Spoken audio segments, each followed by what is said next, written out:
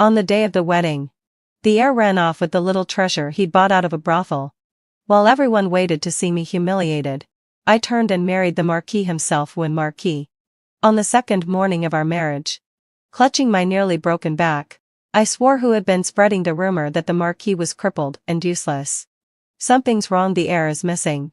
Hearing the commotion in the main hall, I ripped the red veil from my head. The scene before me was horribly familiar. It felt as if I had plunged into an ice-choked abyss. In my previous life it had been the same. On the day of my wedding, my fiancé Kyle ran off with Lena, the woman he'd redeemed from a brothel, and the grand ceremony left only me standing, helpless. I had performed the wedding rites with a rooster as my groom. Half a month later Kyle was dragged back. The Marquis decreed that only if I became pregnant could Lena be allowed into the household. For the man she claimed to love. Kyle obediently complied and consummated the marriage with me. I bore him a son. 10 months later I gave birth to a boy. During my confinement, word came, the Marquis had been struck by an arrow and killed at the front. With the Marquis gone, my life grew harsher by the day. I could not even summon a doctor when my child fell ill. In the bitter midwinter I knelt in the snow, begging for 3 days and nights. No doctor came. In the end I watched my son stiffen in my arms and die before my eyes. When Lena heard, she crowed with triumph and told me, with brazen delight, that not only had she arranged my child's death but that the Marquis's death had been a trap set by her and her backers. Driven to furious despair, I thrust the hairpin in my hand into Lena's throat. My attempted suicide failed. Kyle broke my bones, cut out my tongue, and I died in pain. Then, opening my eyes, I was back on my wedding day again. We, the Sam family, owe you an apology. If you wish to call off the marriage, I will personally see you home, said the Marquis, alive and well, from the high days. Seeing Marquis Elliot alive, seated on the days, I felt tears burn my eyelids. Elliot was not old, just past 30. Rumor had it he'd been wounded on the battlefield and, because of that injury, took Kyle as his adopted son from a concubines line. This marriage had been Elliot's own petition. He had come to court for me in person. Yet on the wedding day he was publicly slapped in the face by his foster son. Remembering how he had defended me in my previous life and how he died young, I wept all the harder. Elliot's usually cool and noble face clouded with unease. Jade. This was my failing, I did not rein Kyle in.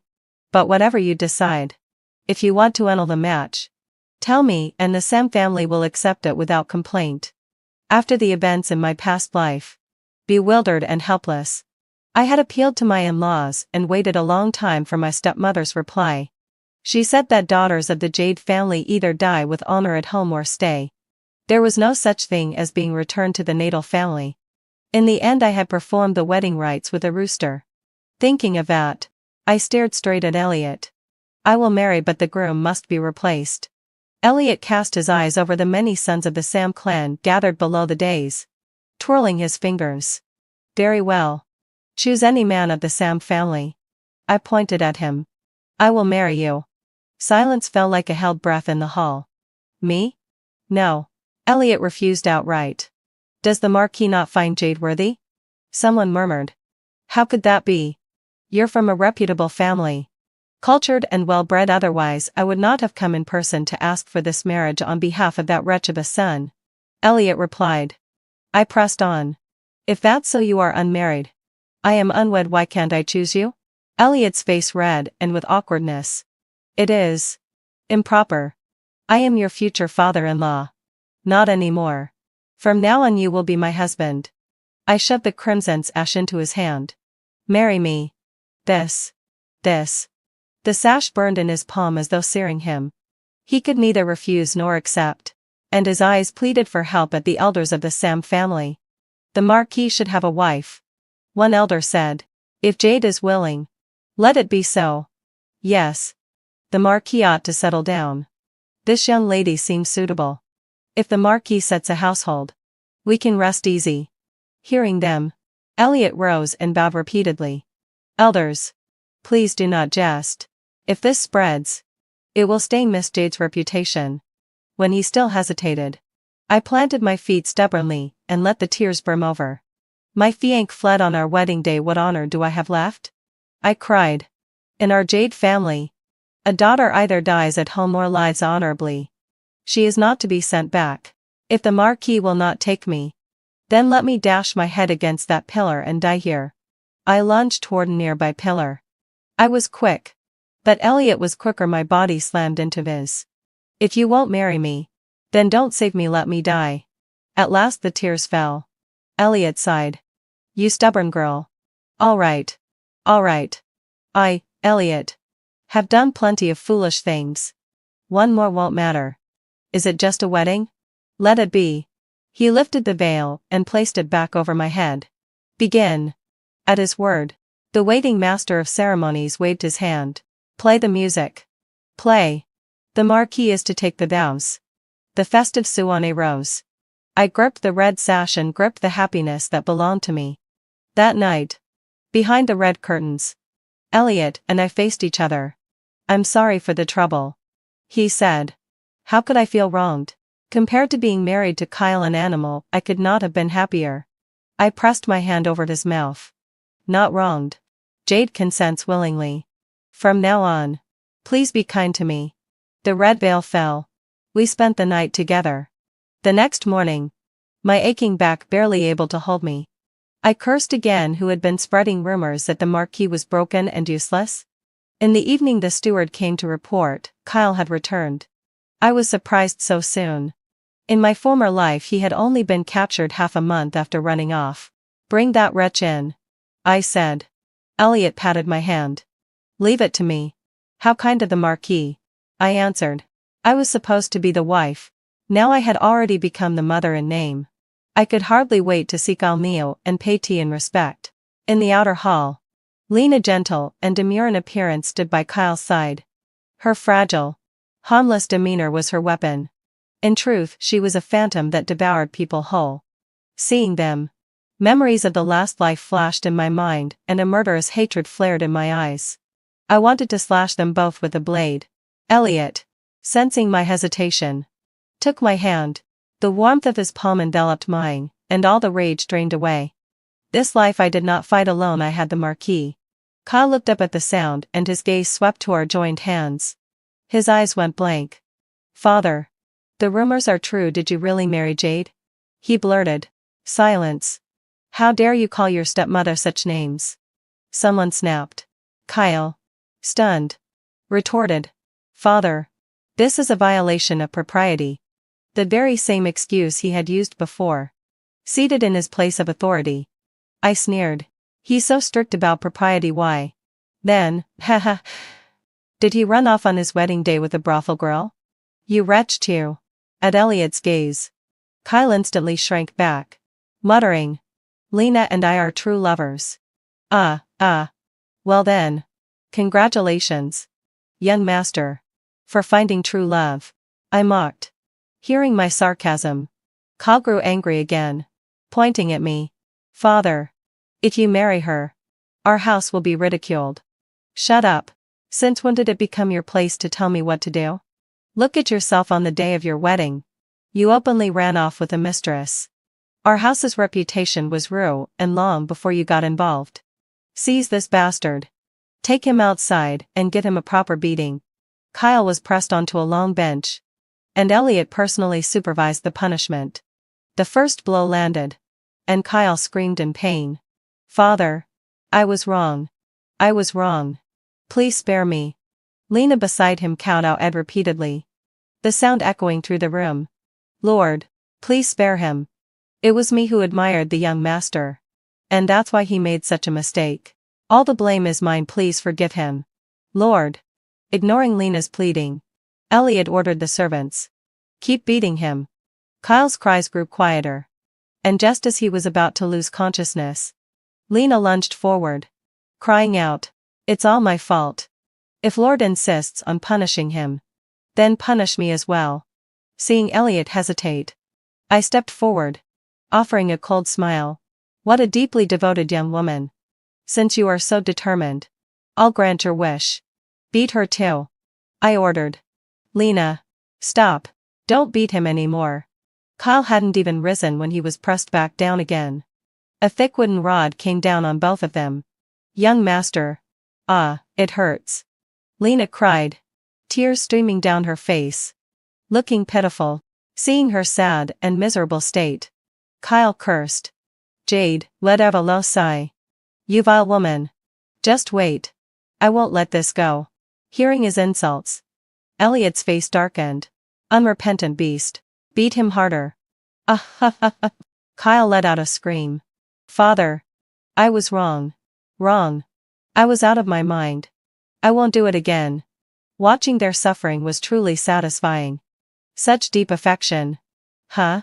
Fine, cut into feld my obsession. In this life, you two will pay for what you owe me and my child. Running off from the wedding was a mistake.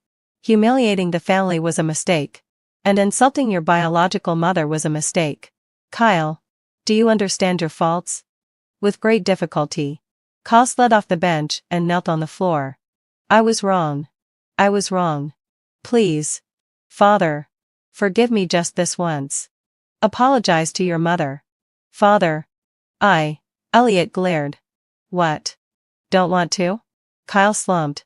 Finally bowing his head. Mother. Mother. I'm sorry. I sneered. We're family. No need to mention right or wrong. Just remember the hierarchy. Don't disturb the order again. You. Kyle barely held back his anger. Replying obediently. Yes, having fulfilled my obsession. Mother. You are right. This was just the beginning. In the past life. You owed me and my child. And now you will pay.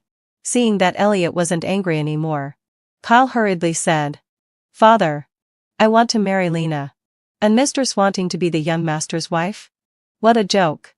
She couldn't be one in the past life. And she won't in this one either. Sure enough. When Elliot heard this. His rage flared. You unfilial son. Want her to enter the house? Over my dead body. At these words. My heart tightened. And I held Elliot's hand. Saying softly. Lord. Today of all days. We shouldn't speak of such ominous things. But marriage is a matter of mutual consent. Why not listen to Lena and see what she plans to do? Lena. Enduring the pain.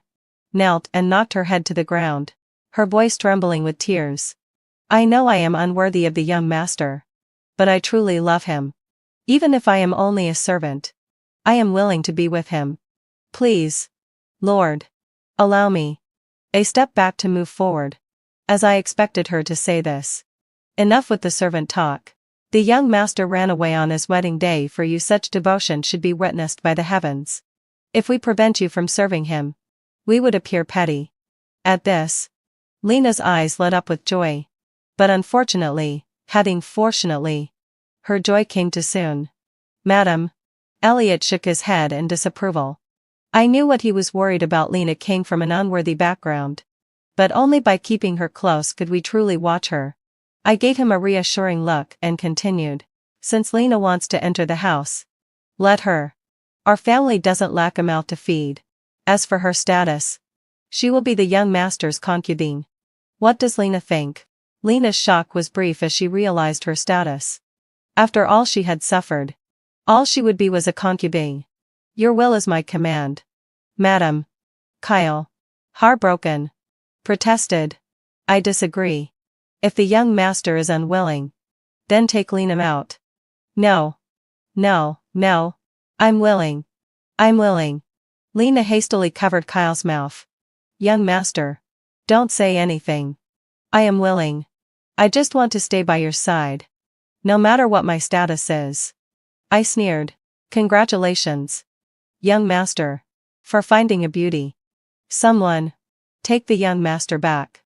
After they left. Elliot sat beside me. Fuming. Madam. You shouldn't have kept that woman. Lena's background was dubious. And I knew Elliot's concerns. Sitting next to him. I spoke softly. Lord. I had a nightmare last night. Oh? What kind of dream?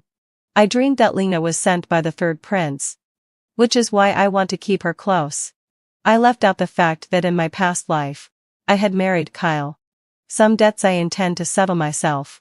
The third prince? Elliot's eyes wide and in shock. He is sickly and doesn't participate in court affairs. Jade let out a low sigh. Are you sure you're not mistaken? Whether I'm mistaken or not, we'll find out soon enough. Elliot's face grew grave. Do you know why I would rather adopt someone than marry? I shook my head. During the Battle of Lin Baipo, reinforcements were delayed, and the Sam family suffered countless casualties. Even my father, the Duke, died from an arrow. Afterwards, the court executed two scapegoats, and the matter was quietly buried. After my father's death, my mother followed him into suicide. For all these years, I've been investigating this secretly, and all clues point to the palace. Who else could have such power to silence 3 armies? The answer was obvious. After this, I feared bringing harm to other families' daughters, which is why I spread rumors. As he said this, he gave me an apologetic glance. I didn't want to drag you into it. Lord, don't say that. This was my choice.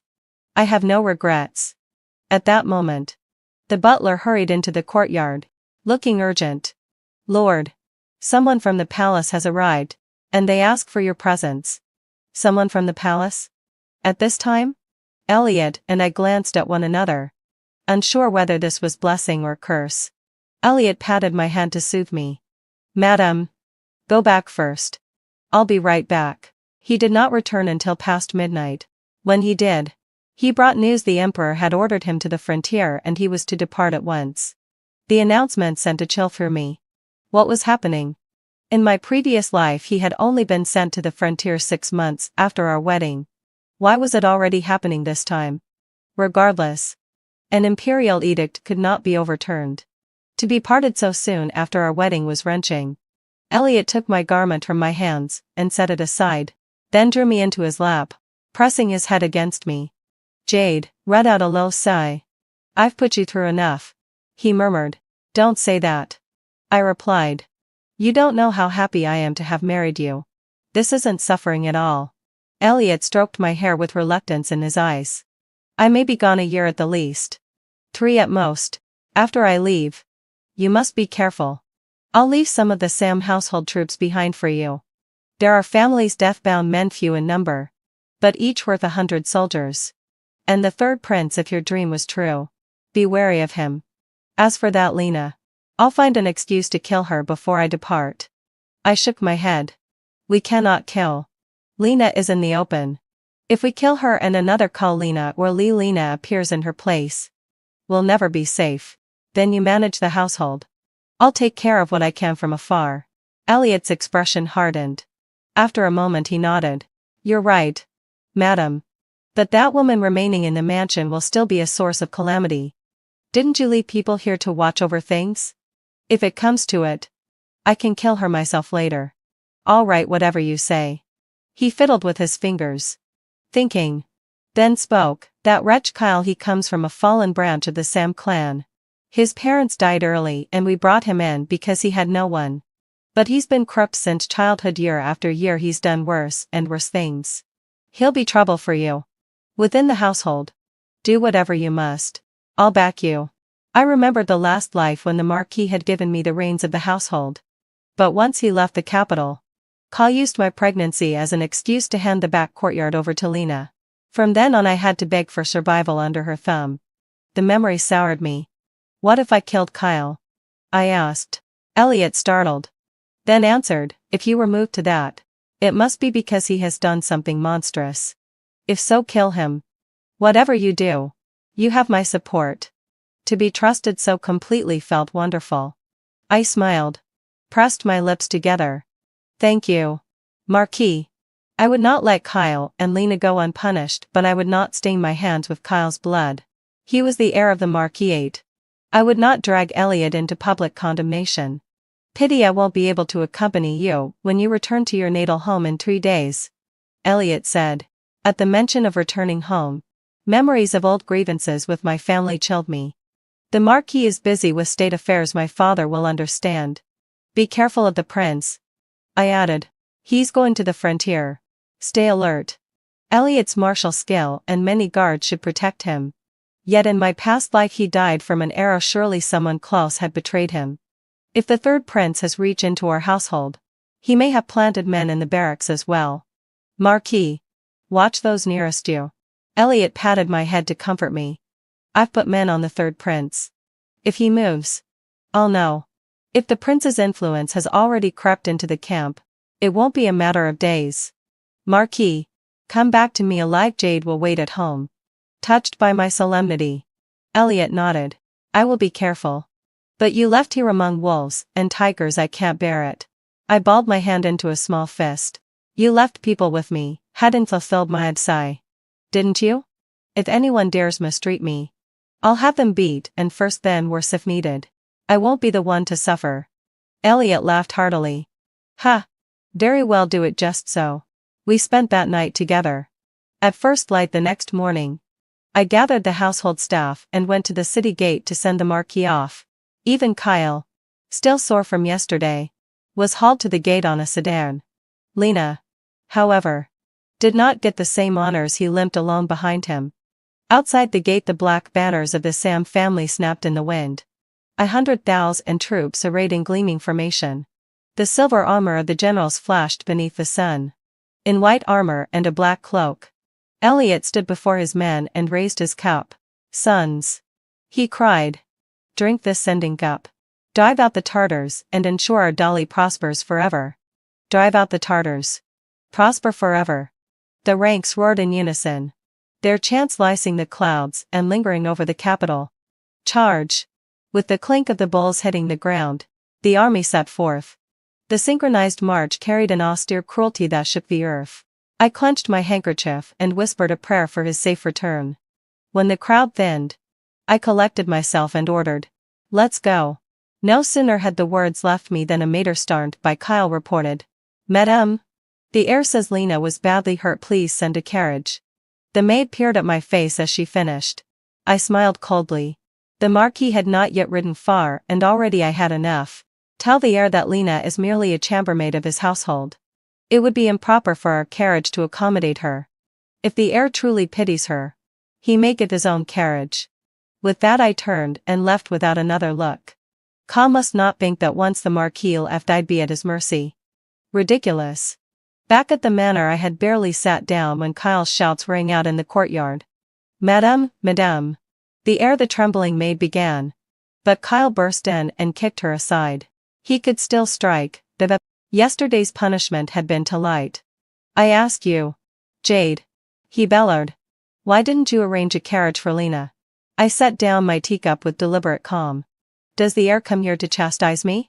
Lena, ever ready to fan the flames, interjected.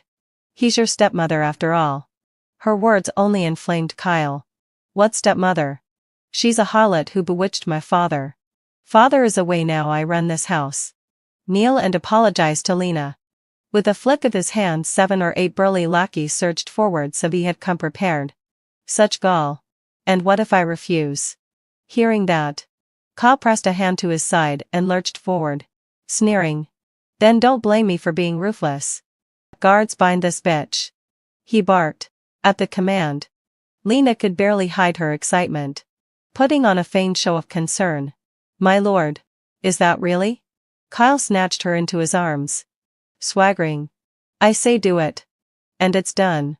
In this house I am God and king. Who dares defy me? I'll incapacitate her. Move. What are you dawdling for?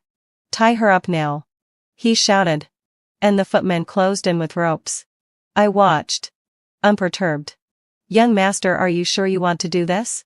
Facing death and still playing games? Kyle spat contemptuously. Do you know why I ran from my wedding? Because I despise your pretentious, sanctimonious face. He tipped Lena's chin and kissed her hard. That's my Lena, so much cleverer and more fun than that walking corpse. Bring them both to me. Today I'll teach this bitch a lesson. Lena blushed, shy and brazen at once, hiding in his arms and flashing me a provocative look. Kyle, believing me cowed, crowed. Today you'll learn the meaning of my hands. Bitch. Before his words had finished, a foot flew out and sent the nearest footman flying. He slammed into Kyle. A house split the air. Kyle shrieked like a slaughtered pig. Everything happened so fast that by the time the household recovered, The footmen lay strewn across the floor. In front of me, several men in black were lined up on bended knee. Their leader clasped his hands in salute. The Sam family army. Sam and his brothers salute madam. Thank you. Rise. I answered. Sam stood at my side, his gaze like a blade. Oh, move this bastard off me. My waist. Someone whimpered. You young master. Are you all right? Hurry. Help him. Lena screamed. No one among the servants dared move. The estate had changed hands, though Kyle alone still failed to see it. You bitch. You dare hurt my man. Kyle spat. Furious. You'll pay. I'll never let this go. I rose and stepped to his side. He curled his body like a wounded animal and barked. What are you doing? What do you think?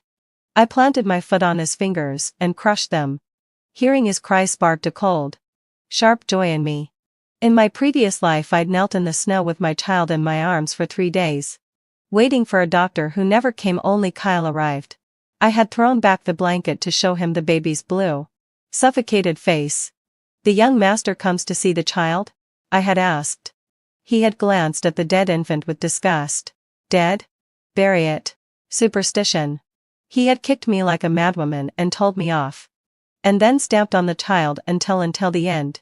I'd clawed, screamed, begged, and he had crushed my fingers until nails tore away, revealing raw, bloody flesh. I remembered the sound of my own screams, and the heap of ash the child later became by Kyle's order. The memory fed a fierce, murderous calm. Kyle. I am the heir of the Marquis. If you treat me like this, when my father returns he will not forgive you. Kyle's words. Absurd then. Now served as a reminder. Killing him would be easy, but dragging the Marquis into any scandal would be worse. What crime do you deserve for attempting to kill your mother? Sam asked, clasping his hands forward.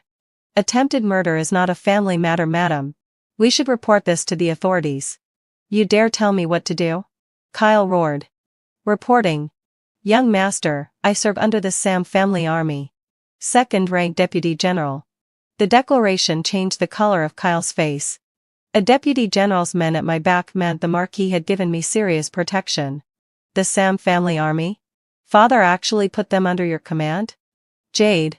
What have you been whispering to him? Kyle sputtered, finally realizing. How could he still be so blind? In the past life I had been murdered by fools like him. In this life I would not repeat that mistake. Murdering your legitimate mother could at least win you a stretch in prison. If you're near death, you might want to worry about yourself instead, I said coldly. Hearing I was serious, Kyle panicked. I am the Marquis' heir. Jade.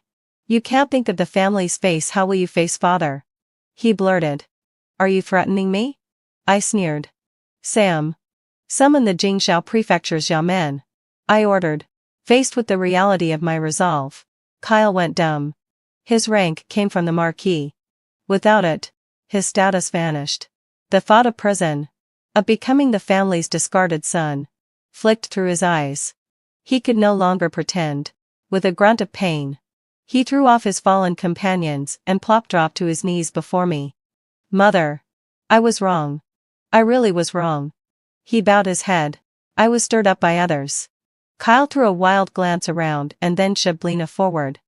It was Lena. This bitch told me father was gone and the household mine. I lost my head. I swear I won't do it again. Please, mother. Have mercy this once. Lena hadn't expected him to shame her so blatantly. Her face went pale. No, Mel. She began, and was slapped across the cheek so hard her hand flew to her reddened face. You whore. How dare you lie? Apologize to your mother at once. Young master. Lena stood stunned, cupping her swelling cheek. She had run off the wedding for him days before. Now he struck others without hesitation. Any talk of deep love dissolved into nothing when his own advantage was at stake. I had always thought Kyle cruel only to me. But now it was clear he was merciless to everyone but himself. If one day Kyle learned Lena was tied to the third prince, sent to wipe out the Marquis' household, what choice would he make then? Kneel and apologize to your mother. At the sound of Kyle's furious shout, Lena flinched, her voice trembling as she dropped to her knees. Madam, all the fault is mine. Please don't blame the heir. Kyle. with an insufferable smirk, said, "Mother, we've made a mistake. Please forgive us this time. And calm down. Strike." With a single command, the air filled with cries of pain. The servants and maids in the house were beaten or sold off in the ensuing purge. After this, the Marquis estate was effectively under my control. Kyle and Lena were both thrashed again, their wounds worsening. This time, it would take at least 10 days to half a month before they could leave their beds. Strangely, despite this chaos, Kyle hadn't dared to touch me. In fact, he had let me clear his people out of the estate. Even more interesting was that, after today, a rift between the two of them seemed inevitable. A classic case of stealing the chicken but losing the rice. Today was supposed to be the day of my return to my family's home, but this delay had made it almost too late. After taking care of the estate's matters and preparing with the butler, I got into the carriage to head to the Jade family. When we arrived, the gates of the Jade family were tightly shut, and not a soul was in sight. Seeing this, Sam furrowed his brows. "Madam, would you like me to notify them in advance?" I stared at the large jade inscribed on the gates, my heart colder than the midday sun could melt. In my previous life, I had sought help from my family countless times, only to have my father coldly refuse each plea, repeating the cruel adage, "Once a daughter is married, she's like water poured out." "Cecil, this time your daughter returns with a generous gift. It's enough to make you bow in respect." "No need. Knock on the door." Sam stepped forward to knock, but after a long wait, no one answered. By now, it was already noon. And here I was, the newlywed wife of the Marquis of Reborn, unable to even enter my own family's door. What a joke. Sam climbed the wall and opened the door. Impatient, Sam leapt into the yard with one smooth motion. The sounds of a struggle echoed for a moment. And then the door creaked open from the inside, ignoring the maids and servants who were lying scattered across the ground. I stepped into the yard. As I reached the inner courtyard, I was stopped by two of my father's attendants. "Madam Sam, please leave. Our master is unwell and does not wish to see guests today." After more than a decade of father-daughter bond, today I was treated like an outsider. I had still held some hope for Cecil. But now, well, no more. He had made his choice. And so had I. I sneered. How dare a mere servant try to block the wife of the Marquis of Reborn? What gall! "Sam, teach him some manners." Without hesitation, Sam stepped forward, his hands flying left and right. The sharp sound of slaps echoed. Hearing the commotion, Cecil appeared at the door with Yvette and her daughter, Rana, at his side. "Jade, you really have a lot of nerve, barging into the Jade family like this. Do you still believe in the law?" It was Rana who spoke, my half-sister. In my past life, when my child fell ill, I had begged my family for help, but the letters I sent had disappeared into the void. In the end, a compassionate old servant had intercepted Rona and brought her to the Marquis estate. Just when I thought there was hope for my child, Rona doused me with cold water. "Jade, don't tell me you thought I came here to help you?" "Sorry. But my father says that once a daughter is married, she's like water spilled. He told me to make you apologize to the heir. Once he's calmed down, everything will be fine." I begged. "Good sister, I will apologize to the heir. But please call a doctor. The child is very sick. If we don't treat him, he may not survive." Rona shrugged me off with disdain in her eyes. "The wife of the heir? Now in such a state? When you were living the high life in the Jade family, I asked you for a bit of silver to buy some jewelry. But you refused. Now you want me to help you with a doctor for your child? Come on. Kneel and beg me." Heartbroken, I cried. "Rona, have I not treated you well in the past?" Years ago, my mother had set her sights on Cecil, a poor scholar heading to the capital for the imperial exams, and insisted on marrying him. Unable to refuse, my maternal grandfather had arranged for her to be married with a grand dowry, a lavish procession of 10 miles of bridal sedan and 100 loads of gifts.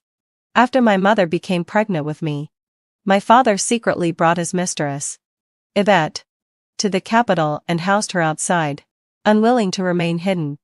A vet snuck into my mother's delivery room during my birth. The shock caused my mother to bleed out and die afterward. But that moved into the estate and gave birth to Rona. As children, Rona had once followed me around, calling me sister. I had even given her the jewelry my mother left behind without hesitation. But as time went on, with my father's political career faltering and the Jade family's finances growing tight, my grandfather's dowry was all that kept us from becoming the subject of gossip. Yvette, ever stingy with the household's resources, raised Rona in the same miserly fashion. Rona's heart grew greedy, and she began manipulating my father to seize the few remaining properties my mother had left me. By the time I married, I couldn't even gather 20 loads of dowry. Despite all of this, Rona still came to beg me for more. Rona, haven't I already given you enough? Even my dowry is almost gone. Please, leave something for my child. Leave something? Hiwanata lo sai. If your child dies, you won't need it. Will you? Shut your mouth. Shut up. Hearing her curse my child, I lost control and rushed at her, beating her in a frenzy. Eventually, having fulfilled my obsession, Rona fled in disgrace. The Jade family just a group of selfish schemers. Ignoring her taunts, I composed myself and said, I greet my father. Today was supposed to be my return to my family, but the ignorant servants actually closed the door on me. It's one thing for me to be shut out, but it'll make the whole capital laugh at our Jade family's lack of manners. If this word gets to the censors, and they accuse my father of not managing his family properly, won't that be an unjust crime? Rona's face twisted with anger as she hissed, Jade, again.As. Don't try to scare me. The gates were closed by my father's orders to keep you. The embarrassment. Out. Rona, you're being insolent. At the sound of Kyle's angry command, Lena jolted and knelt, her voice trembling with false humility. Madam, it's all my fault. Please, don't blame the young master. Seeing this, Kyle shamelessly added, Mother, we really made a mistake. Please, calm down and forgive us just this once. Strike, I commanded. The courtyard echoed with cries of pain as the servants were beaten, some of them sold off, others punished. After this upheaval, the entire estate was firmly under my control. Kyle and Lena received another round of punishment, leaving them battered and bruised. It would take at least 10 to 15 days of rest before they could even attempt to leave their beds. After this uproar, not only had Kyle failed to lay a finger on me, but I had also cleared his men from my sight. The best part was, this incident would surely cause a rift between him and Lena. The old saying about losing the chicken and the rice seemed to apply perfectly to him. Today was supposed to be the day I visited my family, but with everything that had transpired, it had already grown late. After finishing up matters of the estate, I gathered my things. With the butler's help, climbed into the carriage to head for the Jade family estate. When we arrived, the gates were firmly shut, and there wasn't a soul in sight. Sam frowned as he noticed. Madam, should I send someone ahead to announce our arrival?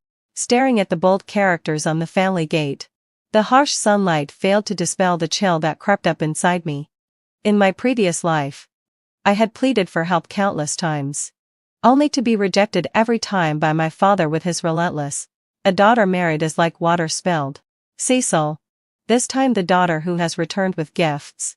These gifts are enough to make you bow your head in respect. No need, I said coldly. Knock on the door. Sam stepped forward and knocked, but after a long while, no one responded. By now, it was already noon, and here I was, the esteemed wife of the Marquis of Wuan, unable even to enter my own family's house. What a joke. Sam, climb over the wall and open the gate, I ordered. Impatient, Sam jumped straight into the courtyard. A moment later, sounds of struggle came from inside, and soon after, the gate opened from within. Ignoring the footmen sprawled across the ground, I stepped inside the courtyard with purpose. I had barely entered the inner courtyard when two of my father's attendants stepped forward to block my path. Madam Sam, please leave.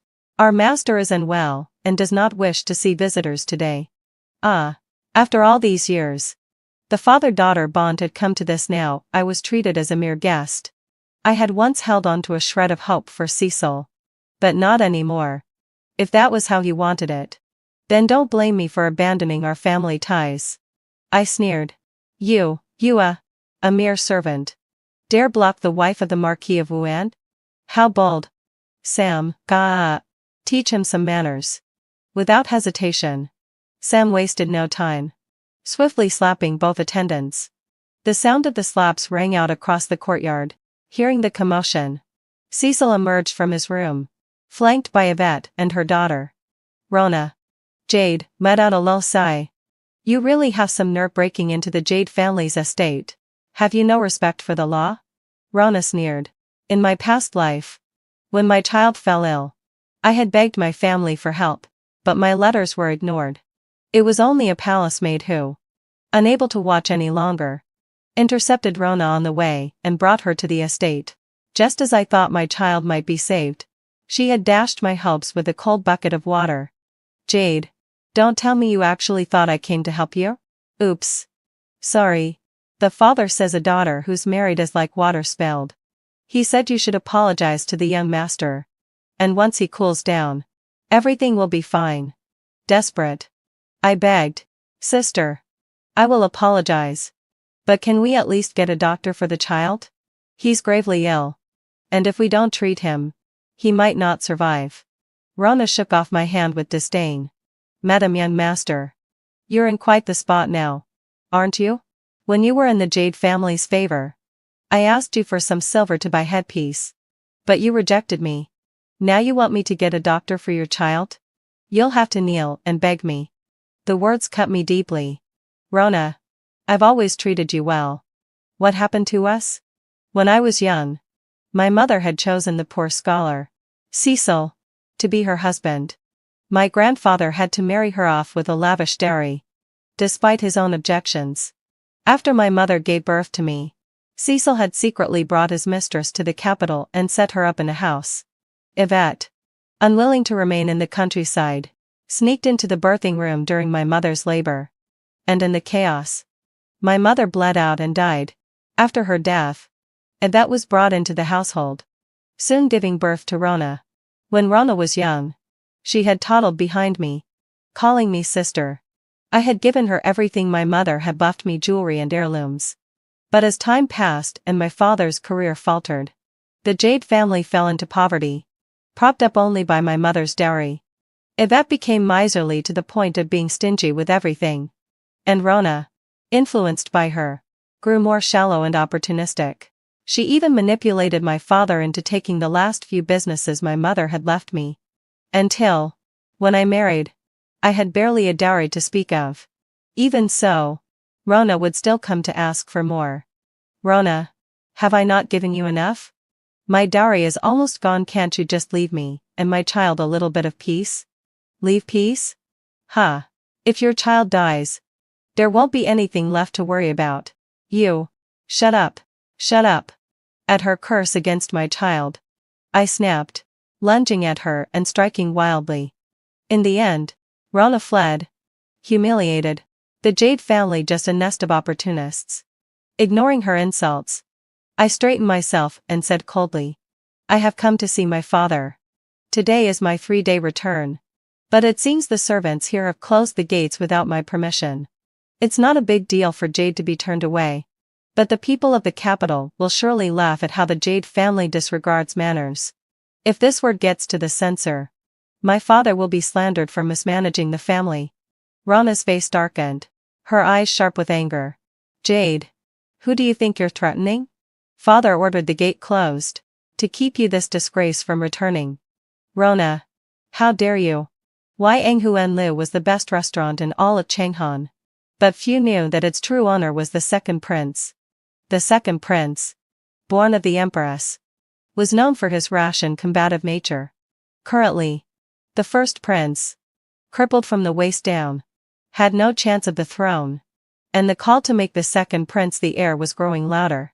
If he knew that the third prince, whom he had always looked down upon, was secretly plotting against him, I could only wonder what his reaction would be. By noon, Yang Huan Lu was still full of guests. Its business thriving. Upon seeing new arrivals, the clever waiter immediately approached. "Gentlemen, would you prefer a private room upstairs or a table in the main hall?" Husan tossed a handful of silver onto the counter. "A private room. And be sure to bring a few of your best dishes." "Of course. Right this way, honored guests." Once seated, I removed my veil and turned to Sam. "How is the news spreading?" "Rest assured, madam. Half the capital knows that the third prince was behind the King He incident. Now, even if the second prince doesn't want to know, it will be impossible for him to remain unaware." I tapped the table, nodding in approval. "Well done. A year ago, an incident in Shandong shocked the entire nation. The wealthy merchant paid a large sum to buy up the local wheat seedlings, offering a price twice as high as the going rate for wheat. Some people sold their crops to him, and once word spread, many rushed to sell. As more and more people sold, a merchant began lowering his prices. Yet, many continued to sell, and eventually, a large swath of Shandong seedlings was harvested. When the people, having received their silver, went to buy food, they discovered that the price of grain had quietly risen. This caused a panic among the common folk, leading to a frenzied rush to buy grain. As the price soared 3 to 4 times, the people were left devastated, realizing that the money they had earned from selling their crops barely bought any grain, and they would not survive the winter. That winter was especially harsh, and countless lives were lost before spring came. The third prince spread rumors that the mastermind behind the incident was someone within the imperial family. This caused widespread unrest in Shandong and other areas. The court responded by sending forces to suppress the uprisings while launching a thorough investigation. In the end, it was revealed that the empress's family was involved, and the emperor was enraged, exiling everyone from her family. It was said that the empress and the second prince knelt before the emperor in the imperial study for 3 days and nights. But the emperor did not relent. Without the support of her maternal family, the second prince's faction was severely weakened. The second prince never stopped investigating the mastermind behind the incident but had yet to make any headway. I, on the other hand, was more than willing to give him a hand. The third prince wanted to sit back and reap the benefits of being a behind-the-scenes player, but I would drag him into the game. I would expose his ambitions to the public, making him a target for all. The more enemies he had, the safer my husband and I would be. This matter concerned the survival of the entire empress's family, and the second prince would not refuse such a grand gift. Keep an eye on the third prince's estate. Report any movements immediately. Understood, madam. Just as Sam finished speaking, a knock sounded at the door. Opening it, I found a young servant I had never seen before. He bowed when he saw me. "Madam, my master requests your presence." "Sam, what am I?" Wary asked. "Who is your master?" The servant looked past him, directly at me. "Madam will know once she arrives." I furrowed my brow. "What if I choose not to go?" The master said that if Madame does not come, those who left the Marquis estate yesterday morning will be sent to the third prince's estate shortly. The people who left yesterday morning were those I had sent to spread rumors. Who was this servant's master? I broke out in a cold sweat. Had he been watching me all along? "Madame?" Sam looked at me, silently asking whether to apprehend the boy. I shook my head. The enemy was in the shadows, and I was in the light. It was not time for action yet. I gestured for Sam to remain cautious, then stood up, led the way. We passed through a small door and circled around to the back courtyard, entering a private room. Inside, a large screen divided the room into 2. Behind the screen, shadows moved, and a voice called out, "Madame has arrived." I sneered. "What are you playing at? You invited me here, yet you don't even dare to show your face?" Laughter came from behind the screen. "Madame certainly has quite a temper." The screen was pulled back, and Sam instinctively reached for his sword. Standing cautiously in front of me, I froze upon seeing the person who emerged. The man who appeared was handsome and distinguished, dressed in white, seated in a wheelchair. It was the first prince, having fulfilled my absai. Duke Gongqin. I immediately knelt in shock. I spoke out of turn. "Please forgive me. Your Highness. Madame Sam need not be so formal. Please. Rise. I stood up. My heart pounding. Unsure of the first prince's intentions. In my past life, I didn't know much about the first prince. Except that he had been crippled in a fall during a winter hunt and had never been able to stand again.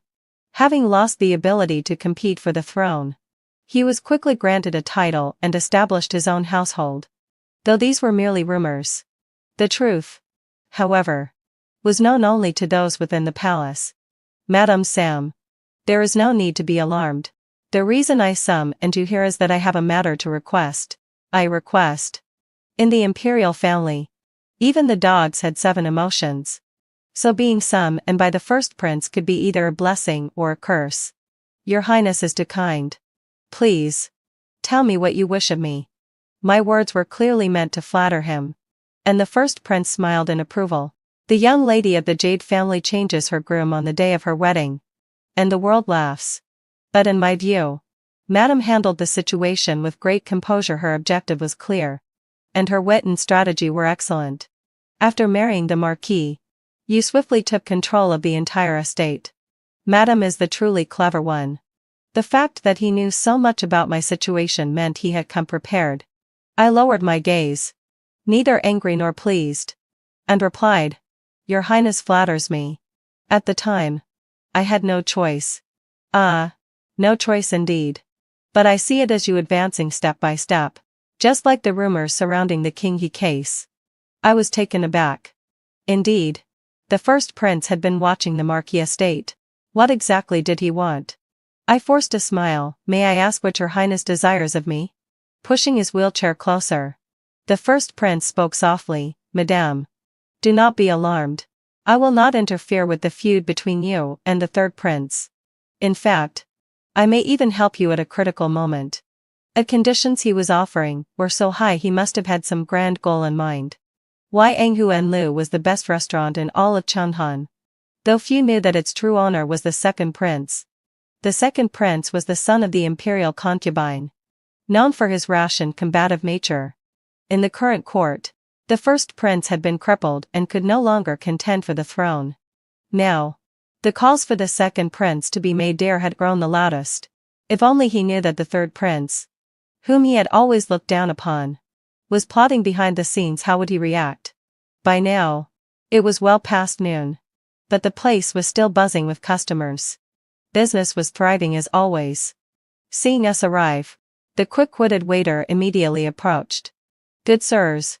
Would you like a private room upstairs? Or shall you sit in the main hall? Hussein tossed a hefty coin onto the table.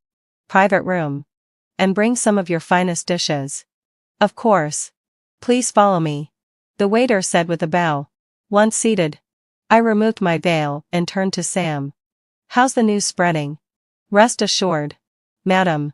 Half the capital already knows that the third prince was behind the King incident. Even if the second prince didn't want to know, it would be hard for him to avoid it.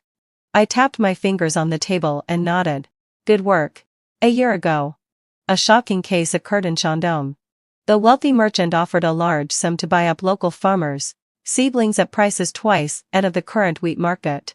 Some farmers, intrigued, tried selling, and it seemed like a legitimate deal. Soon, met at a lull sigh, more and more people joined in. As the number of sellers grew, the merchant lowered his prices. But many still sold.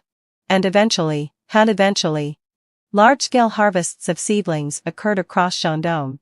When the farmers used the money to buy food, they discovered that food prices had quietly risen.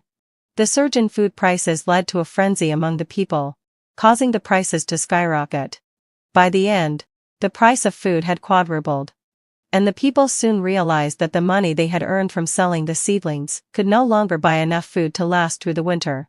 Many perished, their lives cut short by the cold. The third prince spread rumors that the mastermind behind this incident was someone within the royal family. When the news broke, it ignited widespread unrest in places like Shandong. The court sent people to suppress the chaos while investigating the matter. Eventually, having Chothel by Sasho, the investigation revealed that the imperial concubine's family was involved. The emperor was furious and exiled everyone from her family. I heard that the imperial concubine and the second prince knelt in the emperor's study for 3 days and nights, begging for the decree to be revoked. But to no avail. Without support from her family, the second prince's faction was severely weakened, though the second prince had never stopped investigating the mastermind behind the incident. He had found no leads. I was more than willing to assist him. This time, the third prince wanted to remain in the background, reaping the benefits from afar, but I intended to draw him into the open. I would expose his ambitions for all to see, making him a target. The more enemies he had, the safer the Marquis and I would be. This was about the life and death of the imperial concubine's family. Such a gift, the second prince would surely accept it. Keep an eye on the third prince's residence. Report any movements immediately. Yes, madam. As soon as Sam spoke, a knock came at the door. Opening it revealed a young boy, a stranger. Upon seeing me, the boy bowed respectfully. Madam, my master requests your presence. Sam immediately grew cautious. Who is your master? The boy glanced past him and addressed me. Madam will know when she arrives. I furrowed my brow. What if I don't go? The master says. If you don't, those people who left the Marquis residence this morning will soon be sent to the third prince's estate. The people who had left the estate this morning were the ones I had dispatched to spread rumors. Who was this boy's master? I broke into a cold sweat. Had he been secretly watching me all this time? Madam? Sam's eyes signaled, asking if we should detain the boy. I shook my head. The enemy was hidden, and I was in the open. No rash moves. I gestured to Sam to wait for the right moment, then stood and said, "Lead the way." The boy led me through a small gate and around the back courtyard to a private room. Inside, a massive screen separated the room in two. From behind the screen, a figure spoke. Madame has arrived. I sneered. Playing tricks. Are we? You invite me here and don't even dare show your face? Laughter rang out from behind the screen. Madame truly has a fiery temper. The screen was pulled aside, and Sam instinctively touched the hilt of his sword, stepping in front of me protectively. I froze upon seeing who emerged. The man was handsome, dressed in white robes, and sat in a wheelchair. It was the first prince, the Prince of Gong. Upon seeing him, I immediately knelt. I have spoken rashly. Please forgive me, Your Highness. There's no need for such formality. Madam Sam, please, rise, he said warmly. I rose. My heart unsettled. What could the first prince want from me? In my previous life, I hadn't known much about the first prince. Only that he had fallen from a cliff during a winter hunt, leaving him permanently crippled. Since then, he had been cut off from the struggle for the throne and granted a princely title to govern his own domain. But that was just the public story. The truth was unknown to outsiders. Madam Sam, there's no need to be anxious. The reason I've summoned you is that I have a request. I request. In the royal family, even the dogs have their schemes, let alone a prince. What could the first prince want from me? You flatter me, Your Highness. Whatever you need, I am at your service. The first prince smiled slightly. The Jade family's eldest daughter, when she married, switched grooms at the last minute. The whole capital laughed. But, in my view, Madame remained calm and collected in a crisis. Your resolve and methods are commendable. After marrying the Marquis, you quickly took control of his entire estate. You are truly the clever one. He had investigated my affairs thoroughly. It was clear he had come prepared. I lowered my gaze, neither pleased nor angry. Your Highness, you flatter me. It was simply a matter of necessity. A matter of necessity? The first prince laughed lightly. It seems to me it was a carefully planned move, just like the rumors surrounding the King Yi case. My heart skipped a beat. As I suspected, the first prince had people monitoring the Marquis estate. What was he really after? I forced a smile. I wonder, Your Highness, what exactly you want me to do? The first prince pushed his wheelchair closer, speaking in a soft tone. Madame need not worry. I won't interfere with your feud with the third prince. In fact, I may even lend you a helping hand at a crucial moment. The terms were high. and his motives were undoubtedly far-reaching. Lena screamed desperately. "Madam, are you trying to get me killed? Whether you believe it or not, I have always hoped for you and the heir to live a long life. Long enough to torment the other until death." As I said these words, Lena's face immediately turned ashen. And she murmured, "Is it my fault? No, it wasn't supposed to be like this." A strange feeling rose within me. Could it be that Lena had also been reborn? I pressed further. If it wasn't like this, then how should it have been? The servant. Lena trembled, her lips moving but no words coming out, until she was interrupted by the arrival of Kyle. "I knew you filthy wench couldn't stay still. You were planning to tell mother. Huh? Who gave you the courage?"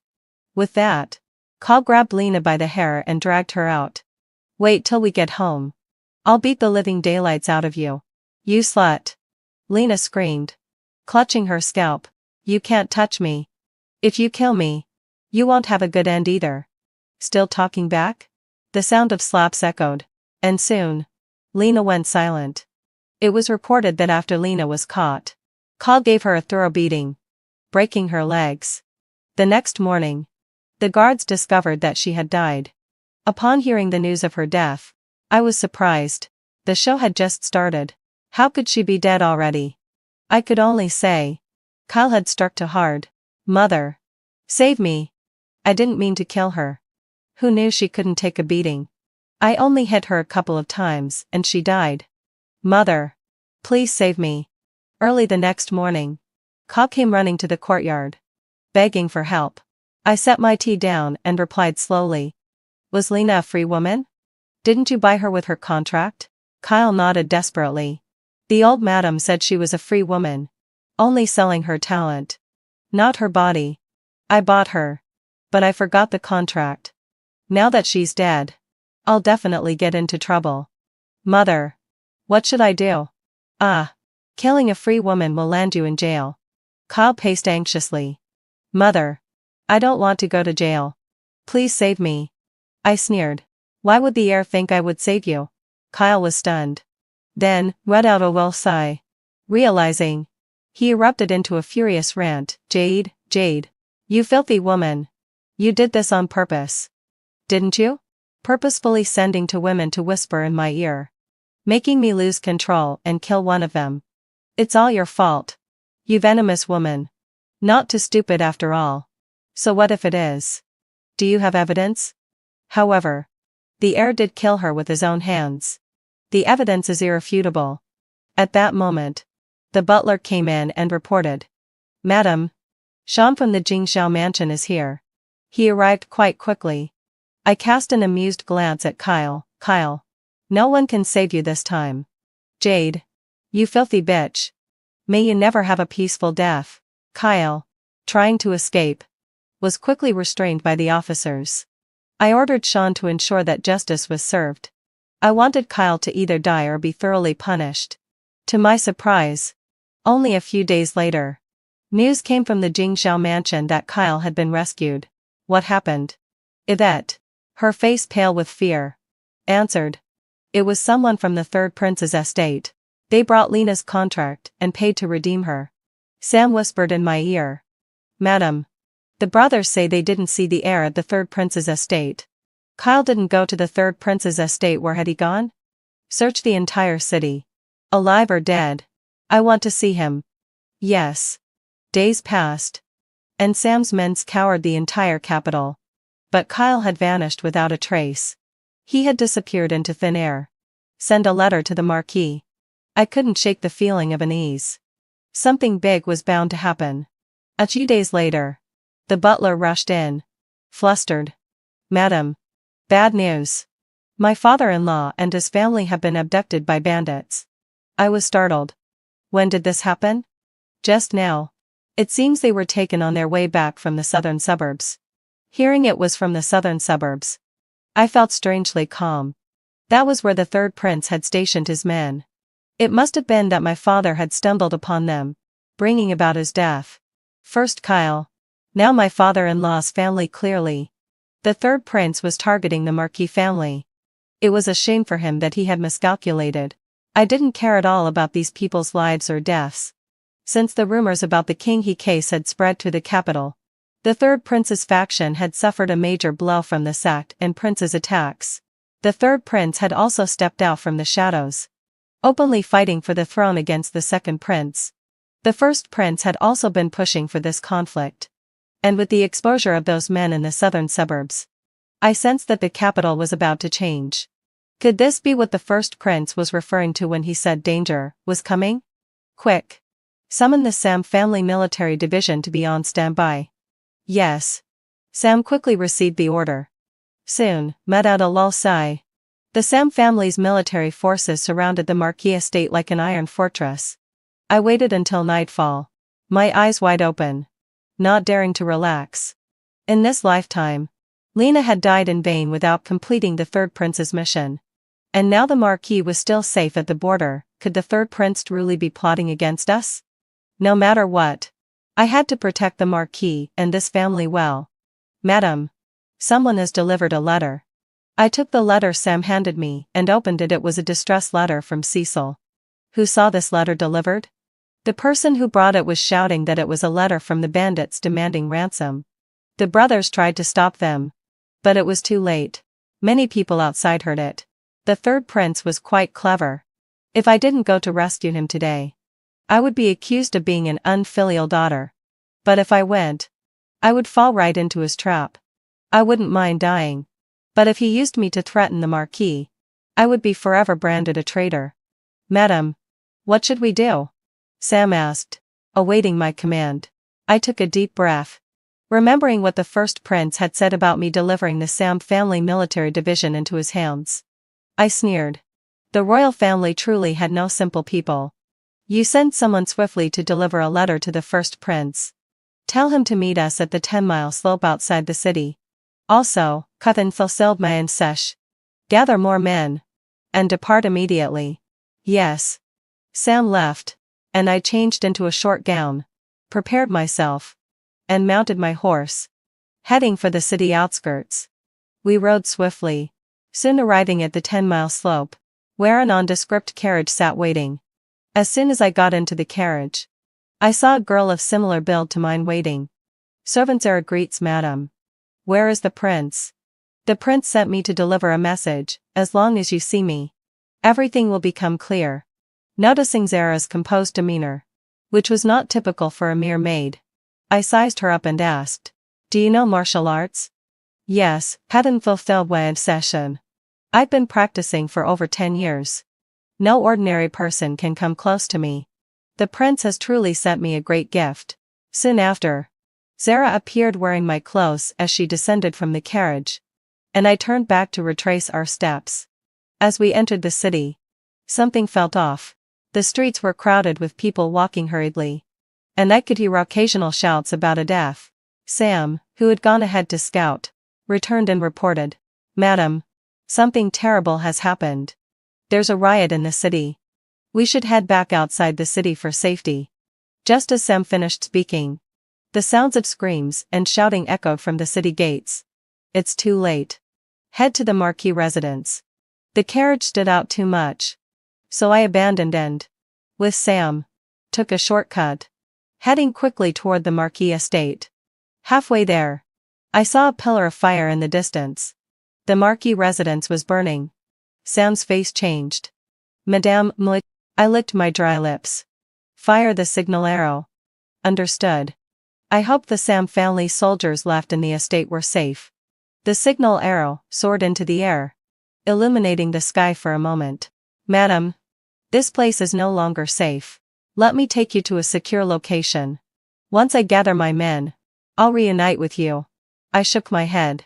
Whether in this life or the last, the Marquis estate had always been a target for the third prince in his pursuit of power.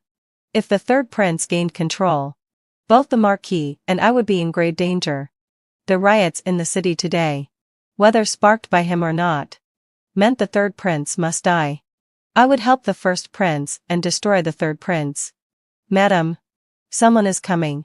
As Sam spoke, the sound of galloping horses grew closer, and he tensed. Madam, be careful. They are not our people. No need for sounds warning, the riders had already approached. The leader of the Imperial Guard, Tyler, a man I had met a few times, rode forward, sneering upon seeing me. So you really didn't go to save anyone, madam? He dismounted and stretched his fingers. Come with me quietly, madam. Don't make me force you. The leader of the Imperial Guard was one of the third prince's men. My heart leapt to my throat. It was just Sam and me here, while Tyler had over 10 men with him. In terms of combat, we were no match for them. The only hope I had was that the Sam family's soldiers would hear the signal and come to our aid. Who's your master? Madam, do you really need to ask? I feigned ignorance. I don't know. If you want to take me, at least tell me who your master is. Madam Sam. Stalling for time? Before Tyler could finish speaking, Sam sprang into action, swinging his sword toward him. Seeing this, I quickly shot a sleeve arrow at Tyler. Tyler reacted swiftly, flipping over like a hawk to avoid Sam's sword, but the sleeve arrow struck his arm. He grunted, yanked the arrow from his arm, and tossed it to the ground. His face twisted in anger. Get them! In an instant, Sam and I were surrounded. I couldn't fight, and Sam had to protect me while also defending against the attackers. Soon, we were both injured. Tyler sneered.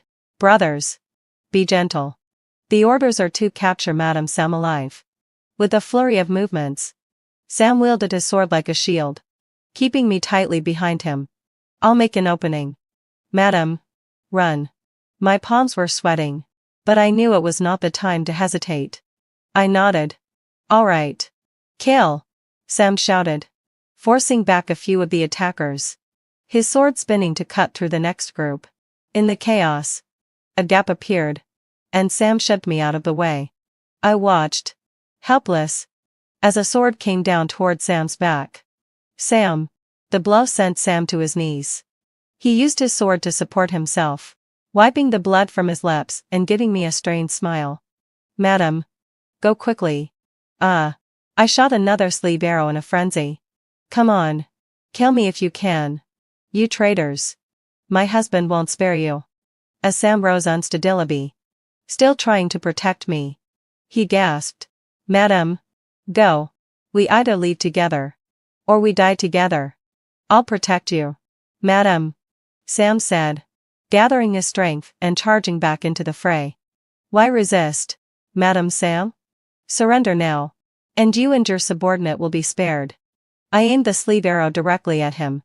Tyler, you and the third prince are conspiring to rebel. Aren't you afraid of being exterminated by the 9 clans? Pah. A woman's perspective. When the third prince ascends the throne, I'll have helped him, and I'll be honored. Even now, you're still concerned about me?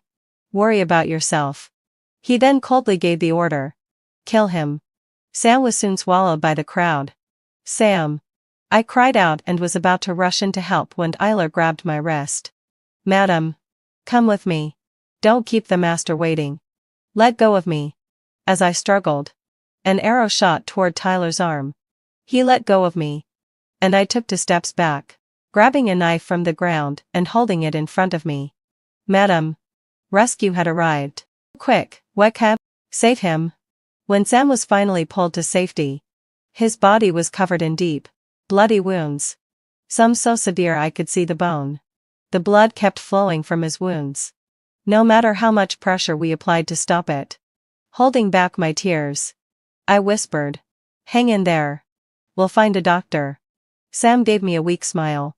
Madam, my life belongs to the Marquis. When he left, he asked me to guard his most precious thing. I've done it. I looked at the blood pouring from his lips, my heart torn apart. Don't speak. Sam ignored my plea and turned his head with difficulty to the Sam family soldiers nearby. Keep Madam safe. Wait for the Marquis to return. Yes, sir. With a low growl, Sam exclaimed. Marquis, we'll meet in the next life. He dropped his head, silent thereafter. I closed Sam's eyes.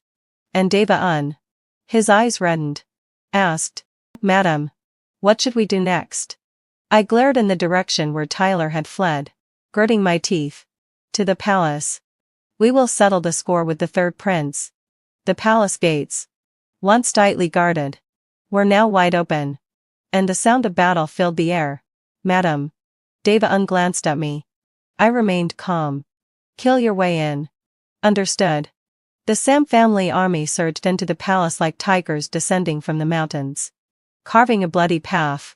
Where is the third prince? I grabbed a eunuch. And he, terrified, stammered. The imperial study. Madam. You stay here. I'll go with the brothers. I shook my head. In this life and the last, all my suffering had been caused by the third prince. I would personally kill him. Split into 2 groups. One will follow me inside, the others will act as necessary. Yes. As we neared the imperial study, the third prince's men noticed us. And we decided to reveal ourselves and march straight in. Inside the study, the third prince sat boldly on the dragon throne, playing with a dagger, forcing the old emperor to issue a decree. Upon seeing me, his cold, sinister eyes locked onto mine like a venomous snake. Mrs. Sam? Yes. I am Jade from the Wu and Marquis family. Jade family pays respects to your majesty. Seeing me, the emperor's emotions surged. Jade family. Quickly, having fulfilled my obsession. Arrest this scourge. When I remained still, the third prince laughed heartily. Father. This woman's parents are in my hands. And even her husband belongs to me. You expect her to save you? Huh. How ridiculous. I was stunned. The Marquis was his man? No, that's impossible. The Marquis would never be so blind. Helping the wicked. The old emperor's face turned ashen, rage burning in his cloudy eyes.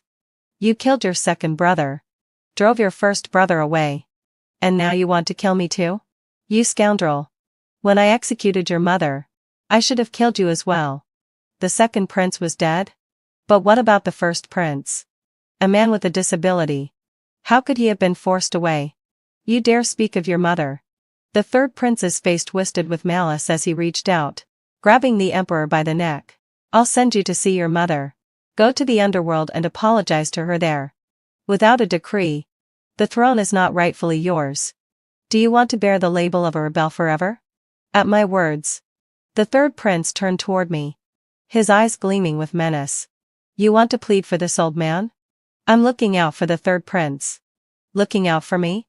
The third prince loosened his grip, throwing his head back and laughing. I am the chosen dragon. Soon, without a low sigh, the whole world will be mine. A mere decree? I don't need it. It's just a scrap of paper. When I sit on the throne, who can stop me? The old emperor clutched his neck, gasping for air, and pointed at the third prince. Jade family. Kill this scourge. Kill him, and I'll make you the first-rank National Protector Consort. First-rank consort? Thank you, Your Majesty. But I would like to trade this honor for the truth. What truth? The truth behind the Battle of Lin Bai Po. The emperor froze at my words. And the third prince laughed loudly. Father. See? It's not that the time hasn't come for revenge. This is your good work. Huh. Even heaven is helping me. Mrs. Sam, couldn't fulfill my absam. I'll tell you. The old Marquis Wu-An's merit once shook the nation. This old man had long wanted to dispose of him. During the Battle of Lin Bai Po, he secretly ordered the army to not engage, while falsely accusing my 2 cousins of the blame, beheading them for display. My mother went to plead for mercy and was killed by him with a single sword. He forced me to close the gates of my mansion, severing all contact with the outside world, lying in wait for years. My only thought was to seize his throne and kill him. With a wicked grin, he looked at me. That's the truth. Now, Mrs. Sam, do you still want to save him? So that was it. No wonder. In both this life and the last, the third prince wanted to strike at the Wu and Marquis family. He was seeking revenge. How tragic for the old Marquis to generations of loyal service to the country, only to fall victim to the royal family's suspicion and scheming, even losing his life over it. It's not my fault. It's Elliot's father's fault. It's his fault. I, as the emperor, Should not have been led by the nose by a mere subject. Shouldn't he be killed? I walked up to him and sighed. Yes, having fulfilled my obsession. In your eyes. He deserved to die. You killed him. And now look at where you are. No one is here to save you. No one is here to save me? At that moment, everyone looked up, shocked to see the first prince standing at the door of the imperial study. As he was pushed inside, I saw that it was Elliot who had been guiding him in. Marquis. I rushed to him. My eyes red. Elliot gently patted my back. You've suffered. I shook my head, choking up. I'm not suffering. But Sam. He died protecting me. I understand. I'll take care of the rest. Okay. I obediently followed behind Elliot. The third prince, seeing Elliot, beamed with joy. Marquis Wuan. You've arrived just in time. Quickly, had him fulfilled my adsi. Kill the emperor for me. When I ascend to the throne, I'll make you the first for in royal Adali. Thank you, third prince. Seeing Elliot unsheathing his sword, the emperor panicked. Marquis. You can't kill me. I'm the son of heaven. You can't kill me. The more the emperor feared, the more excited the third prince became, shouting. Kill him to avenge your father. Clanged. The sound of a sword being drawn echoed. Elliot had placed his sword at the third prince's neck. The sudden turn of events stunned everyone. Cold sweat poured from the third prince's forehead. Marquis Wuan. Have you made a mistake? I am your ally. Third prince. Stop. No, I haven't lost. How can I lose? The third prince screamed in madness. Marquis. I had Kyle summon you to the capital. Not to have you kill me. Seeing that Elliot's sword did not budge an inch, the third prince immediately softened. He begged. Marquis. As long as you help me, half of Dali's empire will be yours. What do you say? I'm afraid I can't comply. No, you can't kill me. Your father-in-law's family is in my hands. If anything happens to me, they can't escape. I'm afraid the prince doesn't know before I returned. They were already rescued. Impossible. That can't be. Elliot didn't give him a chance to go mad. With a swift strike of his hand, he knocked the man unconscious. Take him to the dungeons. Yes, sir. The Sam family soldiers, who had been waiting, dragged the third prince away like a dead dog. Good. I knew someone would come to save me. After this, Marquis Wuan, I will reward you generously. There's no need for rewards. Your Majesty. Please. Just seal this decree. Elliot said as he pulled out a prepared imperial decree from his robes. The old emperor took the decree and looked at the words on it, passing the throne to the sixth prince and appointing the first prince as regent. He looked at the first prince, unable to hide his shock. So, you were the final prey after all. The first prince, unhurried, replied. With so many brothers dead and gone, if I hadn't sent people to protect him, the sixth brother wouldn't have survived. With my help, father, you should rest easy. The old emperor's face turned ashen. So this was all part of your plan, wasn't it? Including getting the third brother to act as you encouraged him from behind? The first prince pushed his wheelchair to the old emperor and said, Third brother has always been bent on avenging his mother. I simply helped him fulfill his wish. Good. You've all grown up and learned to scheme against me. My children have truly come of age. The old emperor muttered, fumbling to take out the imperial seal and press it down with all his strength. After sealing the decree, the old emperor slumped, as if all life had drained from him. He curled up, sitting on the floor. Rest assured, father. The sixth brother and I will protect this empire for you. The first prince took the decree and, pushing the wheelchair, left the imperial study. Elliot reached for my hand and said, Let's go. Inside the palace, the blood-stained floor was already spotless. As if nothing had ever happened. If not for the lingering smell of blood in the air, no one would have known what had just transpired. In the carriage, I couldn't help but ask, Why did you suddenly return? My lord? 10 days ago, Kyle, that wretched fool, went to the frontier to act as a negotiator for the third prince. I refused him outright. But then, while my guard was down. That fool tried to assassinate me. After capturing him, he confessed that the third prince had instructed him to either convince me or kill me. Upon learning of the third prince's treasonous plans, I rushed back to the capital. Thankfully, I arrived in time. Elliot spoke with a calm tone. But I knew how dangerous it had been. After all, who would suspect that their own flesh and blood would betray them? I gritted my teeth. How dare Kyle do such a thing? After the third prince rescued him from prison, he had been filled with resentment toward you. On top of that, the third prince promised him that whether he convinced me or killed me, it would be a great achievement. He was promised the Wu and Marquise afterward. He knew that the Marquise was no longer an option, so he took a gamble. It was my fault. At that moment, I had been so focused on locking Kyle up that I didn't consider the consequences for Elliot. Are you hurt? I asked, my heart racing as I hurriedly pushed his clothes aside to check. Elliot, looking uncomfortable, grabbed my hand. Madam, please calm down. We'll check once we get back. A few days later, Elliot and I stood atop the 10-mile hill, looking toward the city gates. Madame, are you truly ready to go to the frontier with me? The new emperor had already ascended the throne, and the third prince was imprisoned, never to step foot outside the family estate again. After being abducted by the third prince, Rana had been traumatized and was still in a daze. The Cecil family was now occupied with their own troubles. In this life, my vengeance had been fulfilled, and there was nothing left to bind me. Seeing me nod, Elliot took my hand, his voice full of mirth. Good. Then let's go and see the snow of the great desert, the sand of the frontier. Go.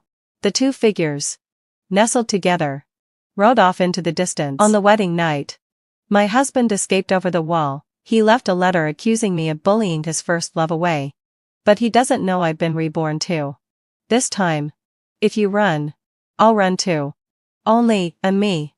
Why is your family crying when I escaped to join the army? One Serafina. I just saw Lucian and Cordelia chatting and laughing as they walked into the small forest. You're getting married to Lucian tomorrow. How can he still be sneaking off with another woman? So shameless. Go check on them now. My neighbor Vera rushed over, furious. At the sight of young Vera, my heart raced. I'd been reborn back to the day before my wedding to Lucian. In my past life, Lucian had reluctantly abandoned his first love to marry me and moved to the city. His first love later worked as a mistress for a wealthy businessman in the south and died in childbirth. With my family's support, Lucian built a billion-dollar empire. After his company went public, he framed my father for bribery, sentencing him to life in prison. My mother, to protect my sister and me, took on all our debts and jumped from the 39th floor. Lucian drugged me into madness and sent me to a psychiatric hospital. As he left, he hissed in my ear, Serafina, you killed my Cordelia. This is the karma for you and your Serafina family. I committed suicide by banging my head against a wall in despair. Before dying, I heard my sister had been sold to northern Myanmar by Lucian. I died with unfulfilled vengeance. Now, I was back the day before my wedding to Lucian. This time, Lucian, you and your first love will be locked together to rot. To my surprise, Lucian seemed reborn too. In our past life, Cordelia had taken a train south to work the day our engagement was announced. Heartbroken, Lucian married me reluctantly. But this time, he'd sought out Cordelia early. What was he planning? I hid behind a banyan tree by the small forest and heard their conversation. Cordelia, believe me, I'll marry no one but you. Then why marry Serafina? Because the Serafina family is rich. I heard Serafina's mother say she'll dowry 28 gold bars, a 50 yuan deposit slip, and antique jewelry from Serafina's grandmother. I heard Cordelia swallow hard, her voice trembling with excitement. So what's your plan, brother Lucian? Lucian smirked. First, we'll hold the wedding ceremony. It's just a banquet. No legal registration. I'll still be single in the eyes of the law. Cordelia, go stay in a small inn near the train station in the county. After the ceremony tomorrow, her dowry will be moved to my home. During the wedding night revelry, I'll have someone get her drunk. Then I'll take her dowry and elope to you. We'll go south. Then find a way to leave the country. I'll start a business abroad. And you'll be my literally boss. Lady Cordelia asked, what about your parents? Lucian scoffed, they're just dead weight. Once Serafina marries into our family, she's stuck as my wife even if I leave. Let her support my parents. Cordelia giggled and playfully hit him. Lucian grabbed her delicate hand and kissed it. Hiding behind the banyan tree. I clenched my fists. Hatred blazing in my eyes. You want my dowry? You want me to live as a widowed wife and support your parents? Lucian, Avindo. Did you really think you're the only one who can escape a marriage? I returned home, grabbed my bicycle, and raced to the county. In our past life, Lucian had married me to get close to my uncle, who worked in the county committee and was promoted to the city. Childless. My uncle and aunt treated my sister and me like their own. When the organization offered to arrange jobs for family members, my uncle registered me. I'd been a lovesick fool then, begging my uncle to also arrange a city job for Lucian. When I brought the news home, the Lucian family happily skipped the engagement and rushed our wedding to move to the city. I'd noticed Lucian's discontent but mistaken it for pride against relying on me. Now I knew he'd been grieving his first love. This time, I'd grant their wish. In the county, I told my uncle everything I'd heard. He was furious and wanted to cancel Lucian's job offer immediately. I stopped him. Wait 3 days to make the call. Uncle, ha ha ha ha ha ha. You mentioned the Air Force is recruiting pilots here. I want to join the army. My uncle looked at me strangely. You refused before. Is this because of Lucian? I said firmly, this has nothing to do with Lucian. I want to dedicate my life to our country. After signing up, I told my family about Lucian and Cordelia's plot. My mother trembled with rage, snatching up a carrying pole to confront Lucian. I stopped her, sneering. If Lucian can escape, why can't I? I shared my plan. Early the next day, Lucian arrived with a crowd to escort me to his home. His eyes lit up at the 10 dowry chests in our courtyard. My mother bit her anger, glaring coldly at him. After the ceremony at the Lucian household, Lucian's brothers brought high-proof alcohol, laughing about, teasing the bride. In our past life, the Lucianess had flattered me to curry favor with my uncle, so no one dared harass me. They didn't know I had an iron tolerance for alcohol. Pretending to faint after a few drinks, I collapsed onto the wedding bed. Lucian saw me unconscious, and pulled out 2 large travel bags, stuffing them with the deposit slip, gold bars, and jewelry from my dowry chests. As he slung the bags over his shoulder, he hissed at my unconscious form, Serafina. You killed Cordelia in our past life, tearing us apart. This is your compensation to us. He opened the window, climbed out, and vanished into the night. In the dark, my eyes snapped open. 5 at the window. I found the letter he'd left on the desk. In it, Lucian raged about the Serafina family, accusing my uncle of forcing our marriage and claiming he and Cordelia were destined lovers who'd never submit to tyranny. He hypocritically declared his and eyeing love for Cordelia, threatening to never return if I pursued him, leaving me to lead as a widowed wife, as his nominal wife, Lucian's wife. Without my family's support, did he really think he'd become a billionaire CEO? I held the letter to the still-burning dragon and phoenix candles, watching it turn to ash. Then I climbed over the wall, leaving nothing behind. The next day, having fulfilled my obsession, the village erupted in chaos. Lucian thought his letter and elopement would make me the villain branded as the wife who drove her husband away, forced to stay and support his parents while he fled with my dowry.